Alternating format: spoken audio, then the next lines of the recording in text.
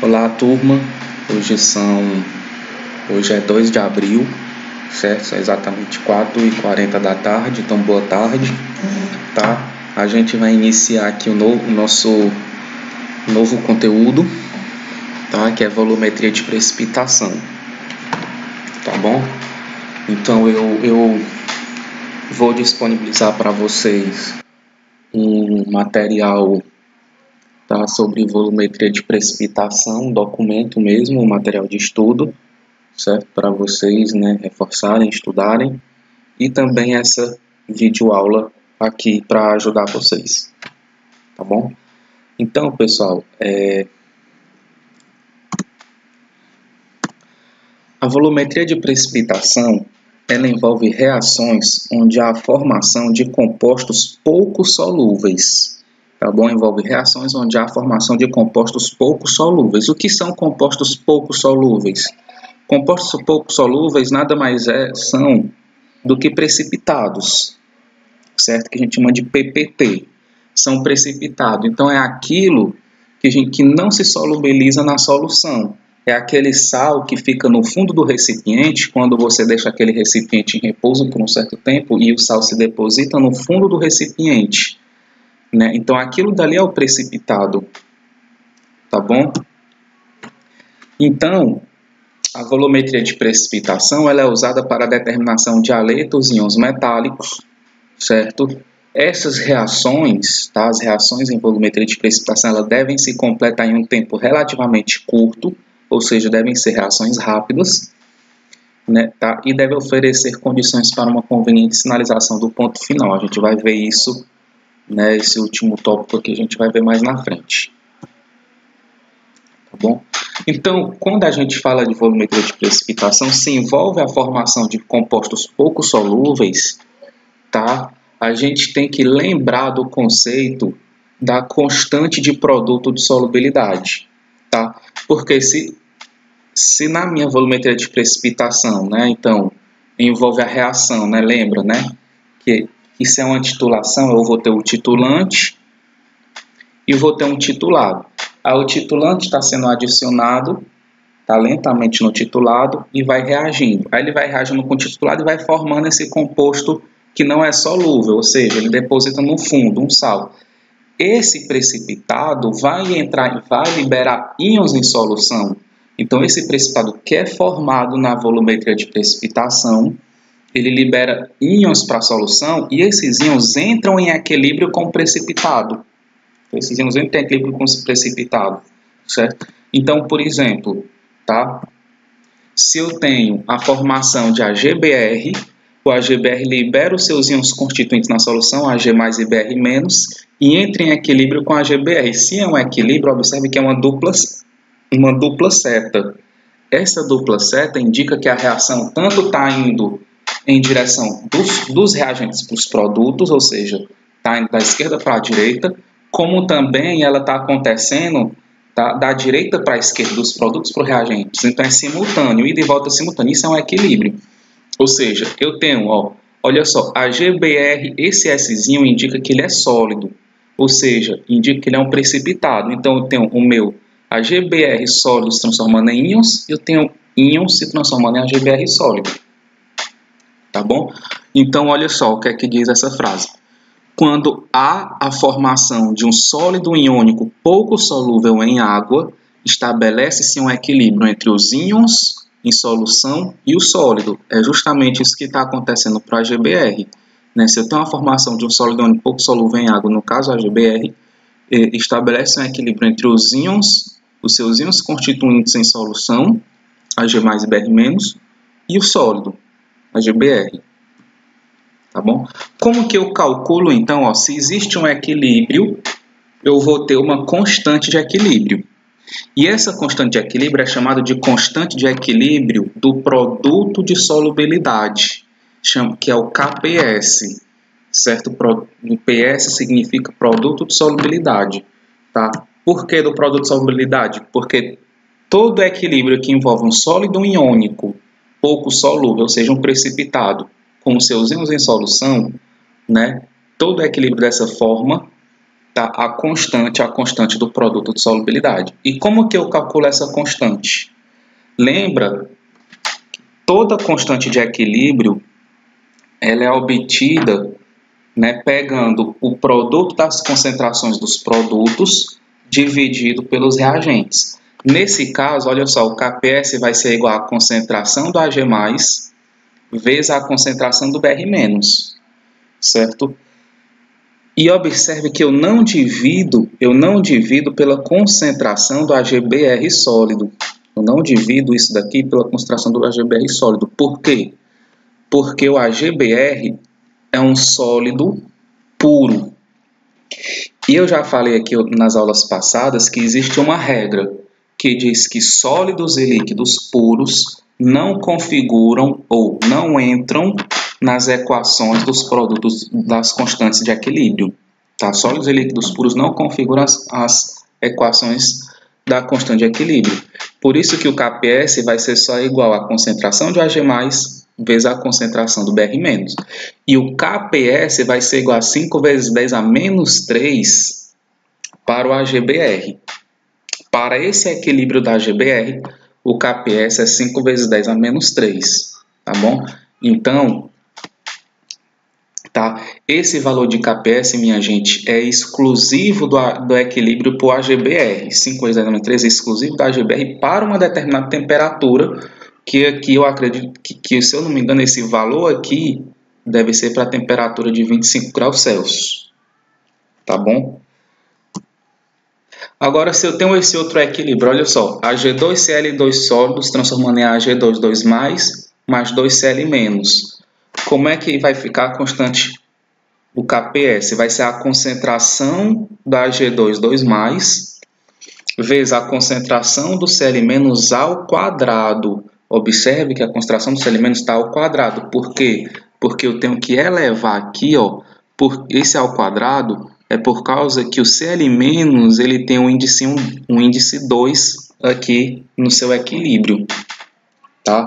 Então, ó, o KPS ele vai ser o produtório das concentrações dos produtos elevado aos seus respectivos índices estequiométricos, né, dividido pelos reagentes.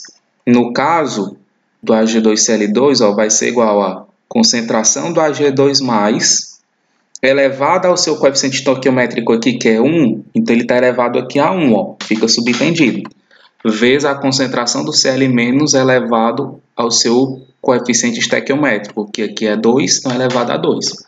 Eu não coloco dividido por Ag2Cl2 porque é um sólido puro e não entra nessa equação aqui da constante de equilíbrio. E o KPS para o Ag2Cl2 em equilíbrio com seus íons em solução é 1,2 vezes 10 a menos 18, certo? Que é exclusivo, esse valor de KPS aqui, 1,2 vezes 10 a menos 18, é exclusivo para esse equilíbrio do cloreto de mercúrio, Ag2Cl2, para uma dada temperatura, que eu acredito, nesse caso, eu devia ter trago aqui a temperatura, mas eu acredito que seja de 25 graus Celsius, certo? Bom, gente, então, deixa eu ver aqui o negócio.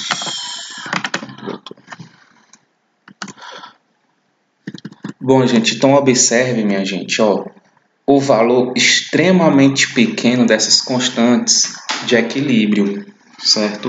Então, olha só, o do AgBr 5 vezes 10 a menos 13, um valor extremamente pequeno, assim como o do Ag2Cl2, 1,2 vezes 10 a menos 18, né? Então, essas constantes de equilíbrio, elas são valores extremamente pequenos, ou seja, uma potência de 10 extremamente pequena, 10 a menos 13, 10 a menos 18, 10 a menos 10 em alguns casos, tá?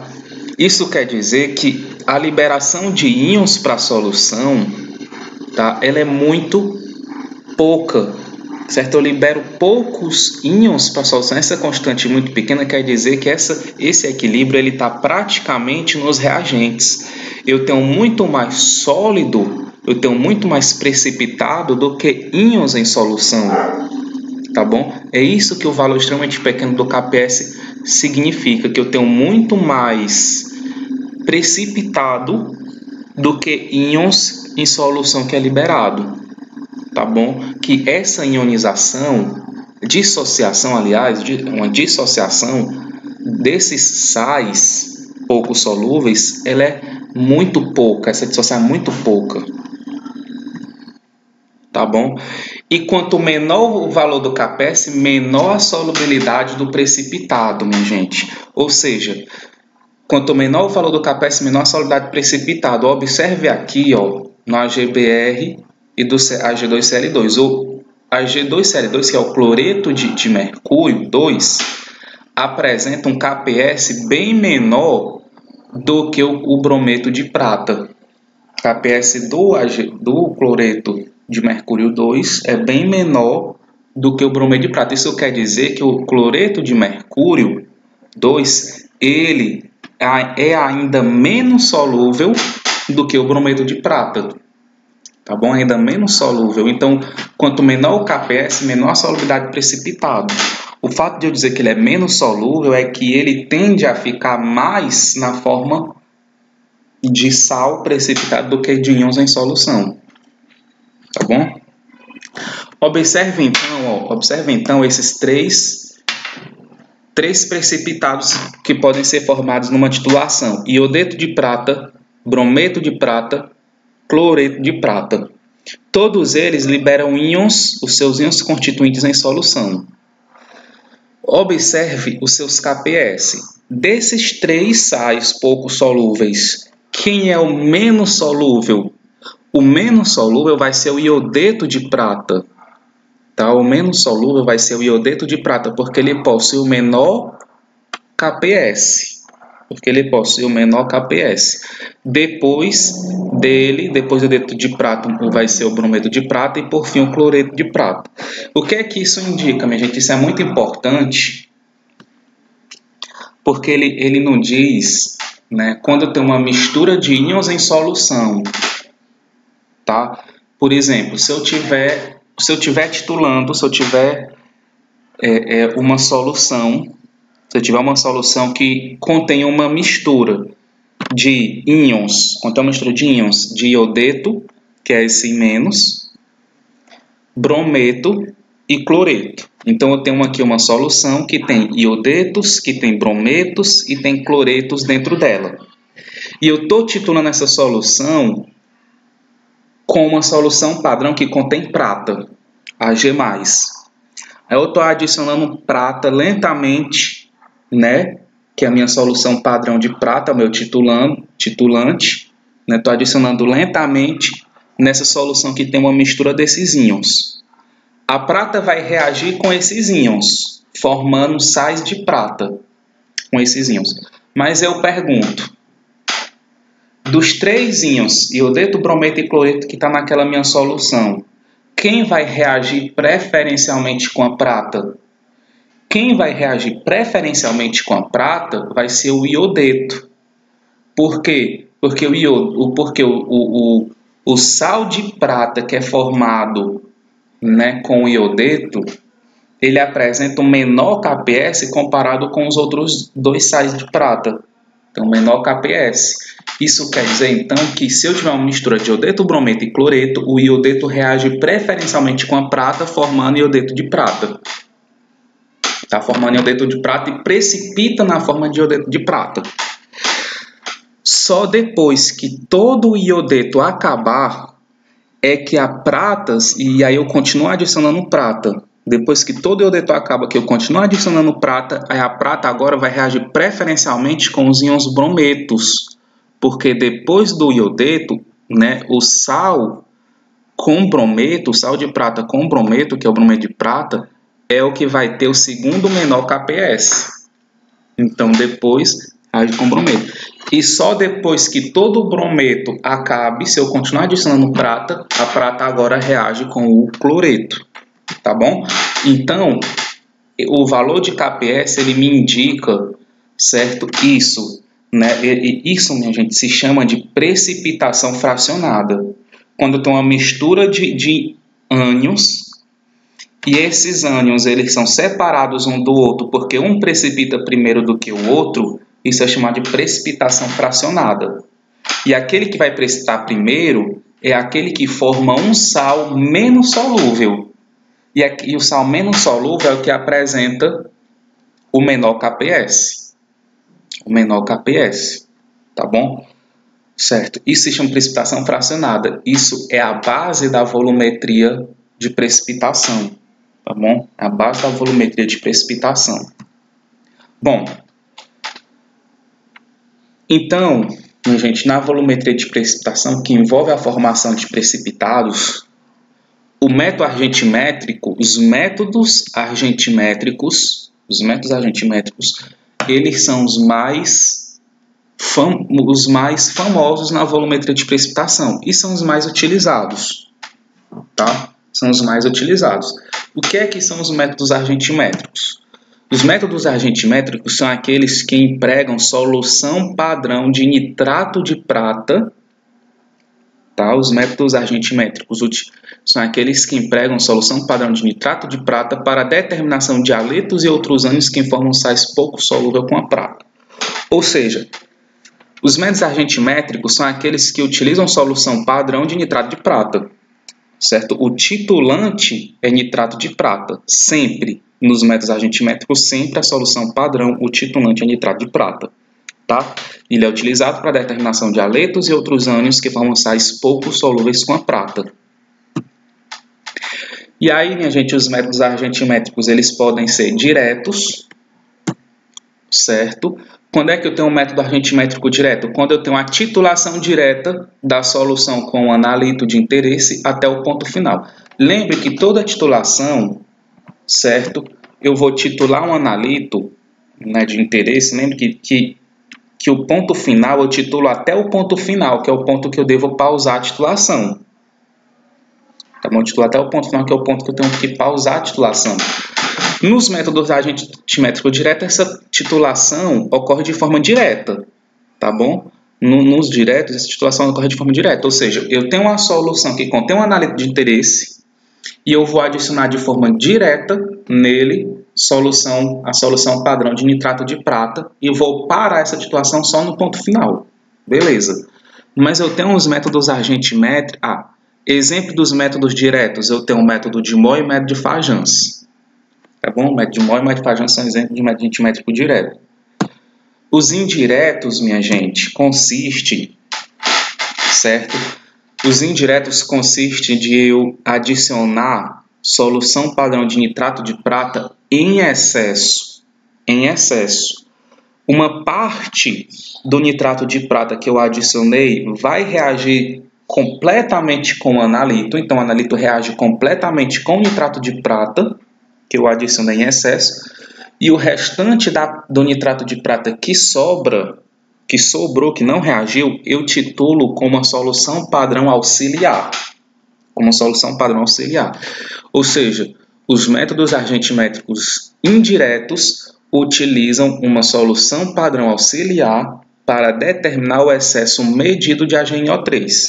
Isso quer dizer que na solução que contém o analito de interesse, eu adiciono nitrato de prata em excesso, ou seja, eu adiciono uma quantidade mais do que eu preciso para reagir com o analito.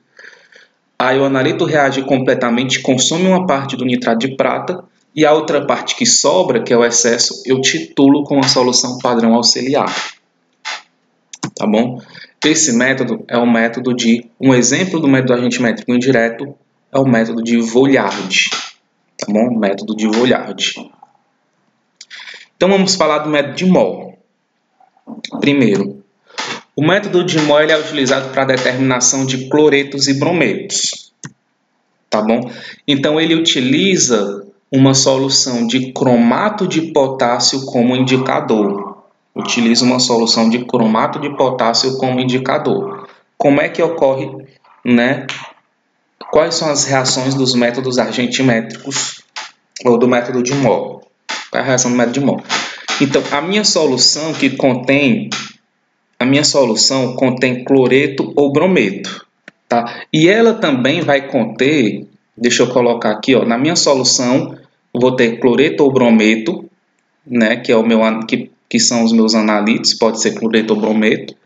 E como eu utilizo uma solução de cromato de potássio como indicador, lá dentro da minha solução também vai ter cromato de potássio.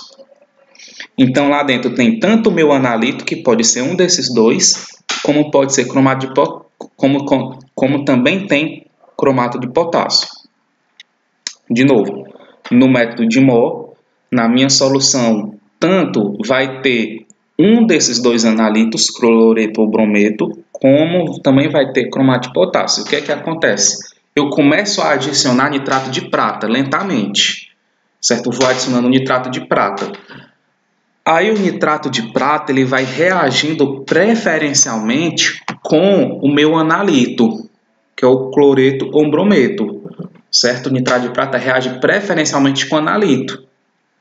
Tá? E o cromato de prata fica lá, sem reagir. Por quê? Porque o brometo ou cloreto ele forma um sal de prata menos solúvel do que o sal de prata que vai ser formado com o indicador. Por isso que o nitrato de prata reage primeiro com o analito. Tá? Então ele reage, eu vou ter Cl- ou Br- mais HNO3, formando cloreto de prata ou brometo de prata.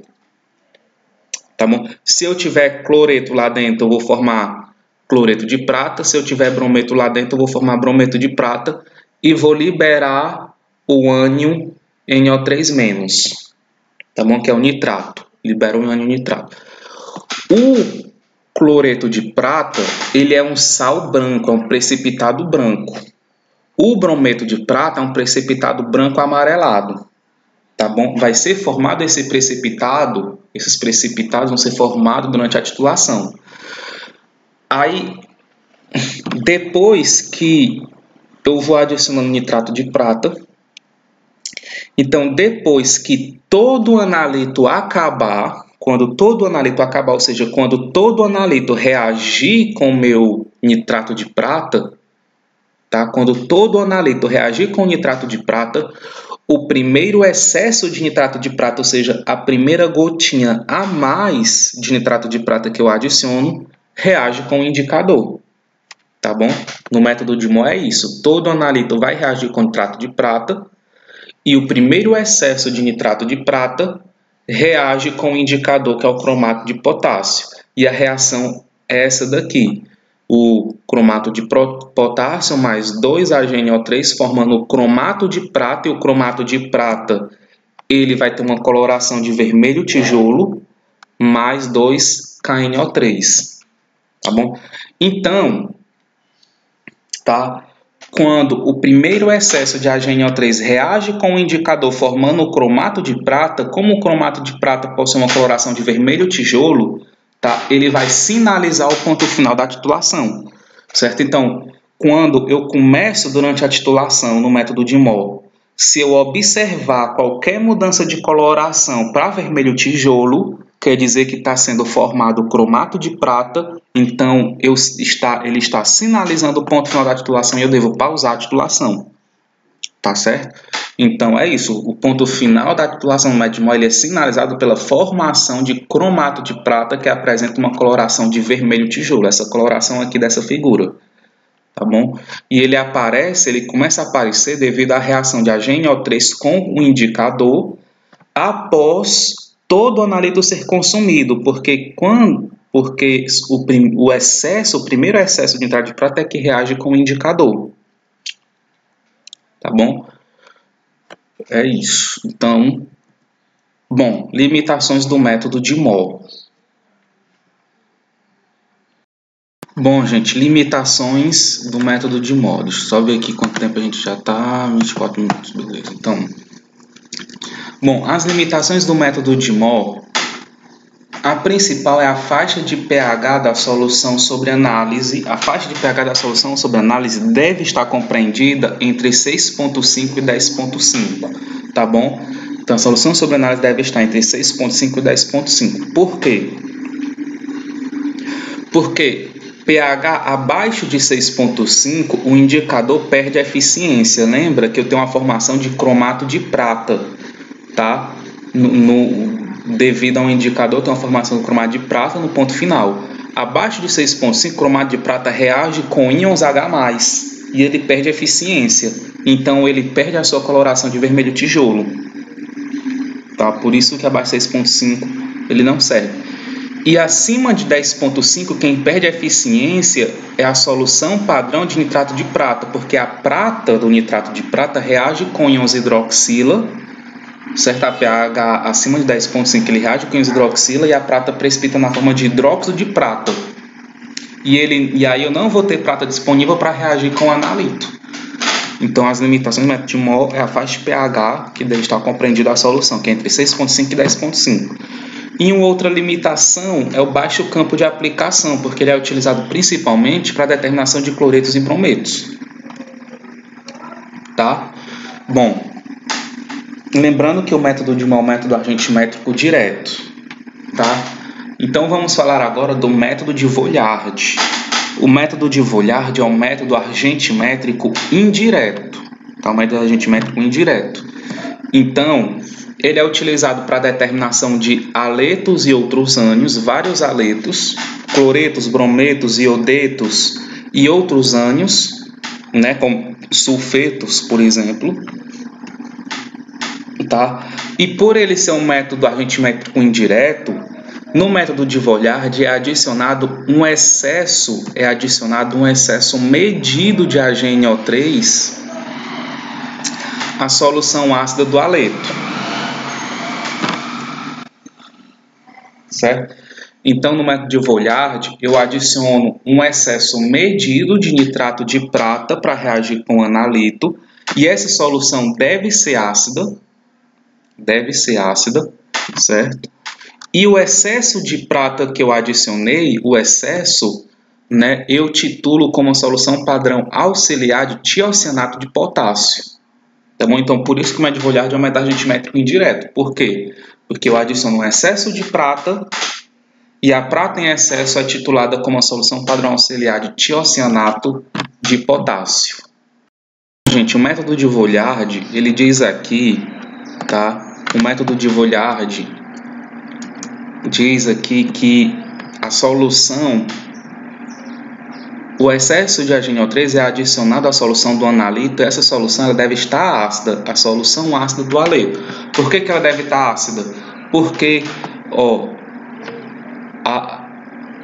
esse método emprega soluções de íons ferro 3 como indicador. O meu indicador é a solução de íons ferro 3. Tá? E esse indicador ele só é eficiente em pH ácido. Esse indicador perde eficiência quando o pH ele é alcalino, é mais elevado, porque eu tenho a precipitação do ferro na forma de hidróxidos de ferro. Então o indicador perde eficiência. Então por isso que tem que ser a solução ácida do aleto. E ele utiliza como solução de indicador íons ferro 3. Tá bom? Bom, quais são as reações do método de Voillard? Então, vamos supor que eu estou titulando uma solução que contém cloretos com nitrato de prata. Tá bom? Cloretos com solução padrão de nitrato de prata. Então, a prata do nitrato de prata vai reagir com o cloreto, que nesse caso é o meu analito, formando cloreto de prata sólido, que é um precipitado branco. E só que essa prata é adicionada em excesso. Lembre que a prata nesse método é adicionada em excesso. Então eu vou ter excesso de prata. Essa prata em excesso, ela vai ser titulada como uma solução de tiocianato de potássio. Então a prata em excesso vai reagir com íons tiocianato da solução padrão. Formando tiocianato de prata, que é um precipitado branco. Depois que toda a prata é consumida pelo tiocianato, o primeiro excesso de tiocianato vai reagir com um indicador, que é íons de ferro 3, formando tiocianato de ferro sólido, que é um precipitado vermelho. Então, quando eu observo o aparecimento de uma solução turva vermelha, ela é turva porque o precipitado vai turvar a solução, e se essa turvação for vermelha, então é porque está sendo formado tiocianato de ferro. Então, ele está sinalizando o ponto final, no momento que eu devo pausar a titulação. O momento que eu devo pausar a titulação. Então, no ponto final, o primeiro excesso de tiocianato reage com íons ferro 3, formando tiocianato de ferro, que é um precipitado vermelho. Tá bom? Então, tá? É isso. Aí, tá aqui, ó. Aqui vai ser, ó. Aqui é o momento do ponto final, ó, com o tiocianato de ferro, tá bom? Então, nessa titulação, minha gente, o método de Vollard, ele possui maior campo de aplicação que o método de Moll. E uma observação é que nessa etapa aqui, ó, nessa etapa, quando eu adiciono íons prata em excesso para reagir com analito, e eu vou formar um precipitado branco com analito, esse precipitado ele pode ser removido por filtração, antes de eu iniciar a titulação do excesso de prata com tiocianato. Eu posso remover esse precipitado aqui, certo? Por filtração. Isso ajuda na visualização do ponto final, para ele não atrapalhar na visualização do ponto final, tá bom? Aí o tiocianato reage com a prata, o primeiro excesso de tiocianato reage com o indicador e sinaliza o ponto final da titulação, pelo aparecimento desse precipitado vermelho. Tá. Possui uma aplicação, um campo de aplicação que é o método de Moll. Bom, pessoal, um outro método argentimétrico é o método de Fajans. Bom, pessoal, o método de Fajans, tá? O método de Fajans é um outro método argentimétrico, tá? Então, o método de Fajans, ele utiliza indicadores chamados de indicadores de adsorção, tá bom? Esses indicadores de adsorção, eles são corantes orgânicos que podem ter caráter de ácido fraco, no caso do indicador aniônico, ou de base fraca no caso do indicador catiônico, tá? E eles acusam o ponto final da titulação devido à adsorção ou dessorção do corante sobre o precipitado, causando uma mudança de coloração do mesmo. Então, o método de Fajans é diferente dos outros. A sinalização do ponto final pelo método de Fajans é diferente dos outros dois métodos. Por quê? Porque nos outros dois métodos eu tinha precipitação fracionada, tá? Eu precipitava primeiro um analito para depois precipitar um indicador. E aí esse indicador, o precipitado indicador, tinha uma coloração diferenciada que indicava o ponto final, tá bom? Então eram dois precipitados diferentes. Aqui não.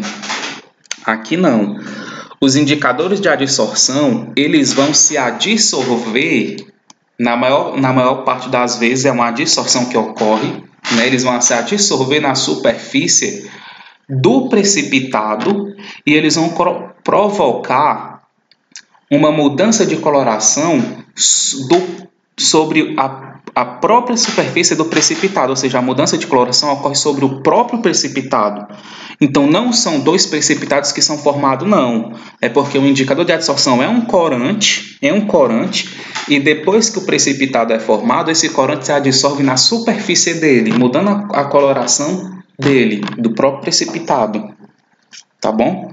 Então, é só um precipitado que é formado, mas a mudança de coloração ocorre porque o corante, que são os indicadores de adsorção, eles se adsorvem na superfície do precipitado. Bom, um exemplo de indicador de adsorção é a fluoresceína. A fluoresceína ele é um indicador aniônico, porque ele possui um caráter de ácido fraco, onde em solução ele se ioniza parcialmente, liberando íons H+, e íons fluoresceinato. Esses íons fluoresceinato, que é o corante, né, vai dar uma coloração amarelada, à solução. Tá bom? Aqui tem coloração verde amarelada, mas ela é mais para amarelado. Tá bom? Então, o exemplo é a fluoresceína, que se ioniza, é um indicador de adsorção, que se ioniza parcialmente, liberando íons fluoresceinados, que dá uma coloração amarelada à solução. Tá bom? Certo? Quanto tempo a gente está? 34 minutos. Certo, pessoal? Então, bom, certo? Então, vamos passar aqui o método. Então, vamos ver aqui uma aplicação do método de Fajans, por exemplo, na determinação de cloretos, certo? Por exemplo, a determinação de cloretos em água do mar. Na água do mar, a gente vai ter cloreto de sódio, que é um NaCl. Tá bom? Eu quero determinar os cloretos, né, nessa água do mar que contém NaCl. Tá bom? E eu estou titulando com a GNO3 na presença de fluoresceína. Lembrando que a fluoresceína vai se ionizar parcialmente, liberando íons fluoresceinato. Tá bom? O que é que acontece antes do ponto de equivalência? Antes do ponto de equivalência, certo? Ó, eu estou adicionando prata da solução padrão, está reagindo com meus íons cloreto, formando o cloreto de prata, que é um precipitado branco. Aí está aqui o precipitado sendo formado, está aqui ele, ó. E eu vou ter prata, e eu vou ter íons cloreto em excesso. Por quê? Porque se eu estou antes do ponto de equivalência, tá? A minha solução padrão está em falta. Quem é que vai estar em excesso? Vai estar o analito. Antes do ponto de equivalência, o analito está em excesso, no caso o íon cloreto. Então, cloreto vai estar em excesso. Então, eu estou formando cloreto de prata pela reação da prata com os íons cloreto, certo? Está aqui o precipitado. E ainda vou ter cloretos em excesso. Esse cloreto em excesso vão se adsorver na superfície do precipitado, que é o cloreto de prata, e vão atrair os contraíons de carga oposta. No caso, quem é que vai estar na solução que possui carga oposta? Tanto eu vou ter íons Na+, íons sódio, lembrando que o cloreto está vindo do cloreto de sódio, então eu vou ter íons sódio, né, que possui carga oposta. Tá? E também eu posso até ter uma adsorção. Íon sódio, apenas íon sódio. Porque quem está em excesso aqui é só os íons cloreto. E vão atrair esses contraíons de carga oposta, no caso, Na+. Beleza. Isso antes do ponto de equivalência. Depois do ponto de equivalência, minha gente, depois do ponto de equivalência, certo? Quem vai estar em excesso agora? Quem vai estar em excesso é a minha solução padrão. Lembra disso, que depois do ponto de equivalência, a solução padrão é que está em excesso, ou seja, a minha solução que contém íons prata. Então, eu vou ter a reação do cloreto, com a prata, formando o cloreto de prata que precipita, está aqui o precipitado, ó, mais a prata em excesso. Agora, quem vai estar em excesso são os íons prata. Quem vai estar em excesso são os íons prata, tá bom? Porque eu estou depois do ponto de equivalência. Aí esses íons prata vão se adsorver primariamente na superfície do precipitado e vão atrair os contraíons de carga oposta. Agora, quem são os contraíons de carga oposta? Quem é que vai estar na minha solução? Tá bom? Eu vou ter os íons nitrato, porque lembre que a prata vem lá do nitrato de prata. E o nitrato possui uma carga negativa, que vão ser atraídas pelos íons prata, certo? Então, o que acontece? A prata em excesso se adsorve primariamente na superfície do precipitado, atrai os contraíons de carga oposta, que tanto eu vou ter a prata, ou tanto eu vou ter o nitrato, os íons nitrato, como eu vou ter também os íons fluoresceinato do indicador. Lembra que eu adicionei um indicador fluoresceína antes, que liberou íons fluoresceinato. Aí essa prata aqui adsorvida na superfície do precipitado atrai os íons fluoresceinato, formando fluoresceinato de prata e mudando a coloração do próprio precipitado. Tá bom? Então, o próprio precipitado sofre uma mudança de coloração devido à adsorção de íons fluoresceína, formando fluoresceinato de prata na superfície do precipitado. Então, isso ocorre depois do ponto de equivalência. E aí, o primeiro excesso de prata, minha gente, o primeiro excesso de prata vai se adsorver na superfície do precipitado que atrai os íons fluoresceinato, mudando a coloração do próprio precipitado. E aí eu devo pausar a titulação. Beleza? Então, beleza? Então, ó, avançando aqui, certo? Ó, aqui, tá? Aqui, deixa eu ver aqui, 40 minutos já, vou já terminar essa parte, né? Então, aqui, ó, aqui é uma titulação usando o método de Fajans, 3 pontos dessa titulação pelo método de Fajans. Aqui, essa primeira figura aqui da esquerda, né, é um indicador antes de iniciar a titulação, ou seja, eu adicionei um indicador, a fluoresceína, né, e a fluoresceína se ionizou parcialmente, liberando íons fluoresceinato, e esse íon fluoresceinato possui essa coloração amarelada, corante. Então, isso é antes de iniciar a titulação. Aí eu começo a titulação, começo a adicionar lentamente nitrato de prata, que vai reagir com os íons cloreto. Né? E aí ele vai reagir com os íons cloreto, formando o precipitado cloreto de prata. Cloreto de prata. Observe que à medida que vou formando cloreto de prata, a solução vai se turvando. Vai se turvando por causa do cloreto de prata que está sendo formado. Isso aqui é antes do ponto final. Antes do ponto final.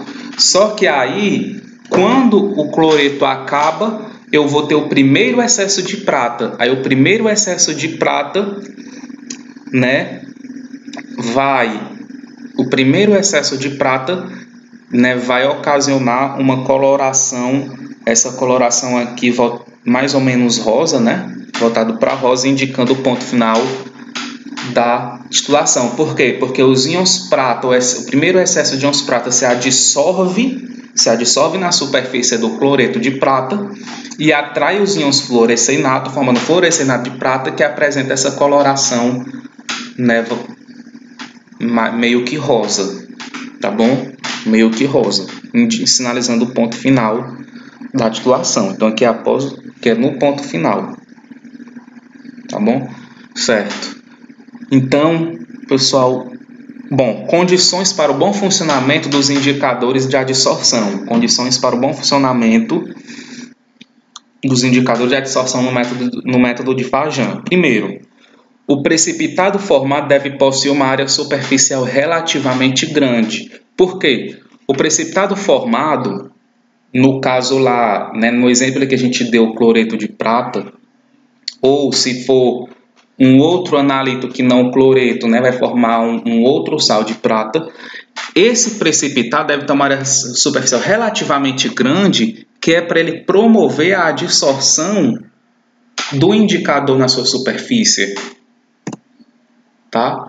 O corante deve ser firmemente fixado pelo íon primariamente adsorvido pelo precipitado, porque quando eu formo o precipitado primeiro adsorve o íon primário, no caso a prata, e só depois que a prata atrai um íon fluoresceinato.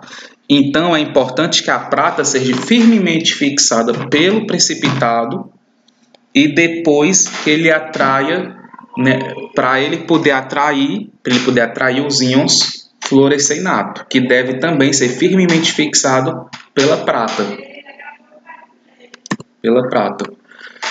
O pH da solução deve ser tal que permita uma considerável ionização do indicador de adsorção, que é o corante. Lembra, no nosso caso, que eu dei aqui o exemplo da fluoresceína, que se ioniza parcialmente em íons fluoresceinato. Então, o pH dessa solução ela deve favorecer a ionização do indicador para que ele libere íons fluoresceinato, porque é o íon fluoresceinato que é responsável pela mudança de coloração.